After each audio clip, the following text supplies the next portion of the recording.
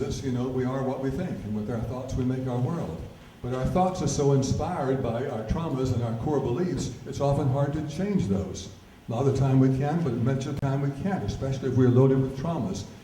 Reactivating in the limbic system over and over again makes it impossible.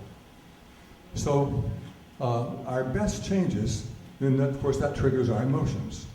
Or if we re-excite the limbic system again, it just short circuits that line you see drawn through your diagram, right straight down to the emotion, does not, just totally bypasses all cortical brain function, and instantly goes into survival mode. Now, how many of you have been sitting in a restaurant with your spouse or a girlfriend or boyfriend or a close friend, you've been talking, and you've had a perfectly pleasant conversation, then one person says something that's quite innocuous, and the other person just goes off the wall. You ever had that experience? Who hasn't? Most of us have. That means something excited the limbic system. Rationality just went out the door entirely.